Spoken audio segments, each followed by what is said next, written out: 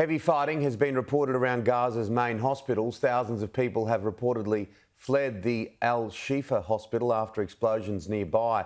The Israeli military claims they have allowed civilians to move south from areas in the north which have been hardest hit. Sky's Mark Stone with the latest from Israel. The Shifa hospital is the biggest hospital in Gaza. It's in Gaza City. It has been a focus for so many days because it is one of many where so many injured are brought on an hourly basis.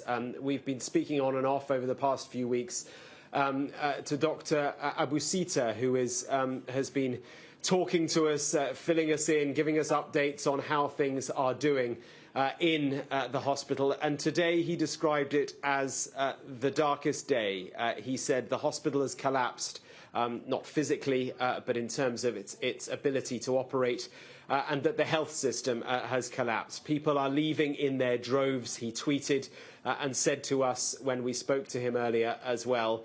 That is the injured, those who are able to leave, it is the doctors, and it is those who were sheltering there because they hoped it would be safe. There was an attack of some description outside the hospital today. The images that I saw are just horrific. There is no way that we could broadcast them given how awful they are, and they are images that we have seen repeated day after day after day.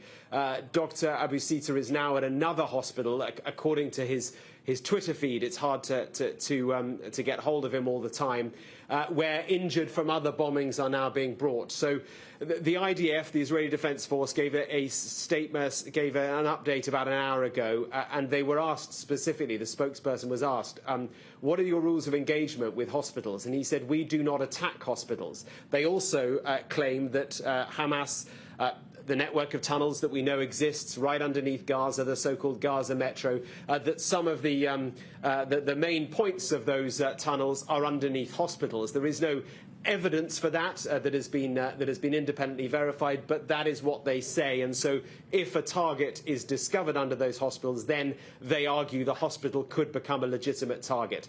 Either way, it is a horrendous situation there right now. As for the windows, the humanitarian windows, well, yes, today the IDF said one was opened up from 9 till 4 p.m. We don't know how widespread it was, perhaps a few roads, but we have seen images of people leaving in their droves, extraordinary images of people on foot, young and old, moving out of the north, moving towards the south. On the face of it, good news, they are moving to safety. The reality, though, is it's far from that, because they are moving to areas in the south of the country which are also not safe because they are being bombed as well. And psychologically, for the psyche of the Palestinian people, this is devastating. They say for them that it is a repeat of the Nakba in 1948, that time when Palestinians were forcibly displaced by the expansion of Israel at the end of the Arab-Israeli war. So incredibly difficult scenes tonight that we're seeing coming out of Gaza.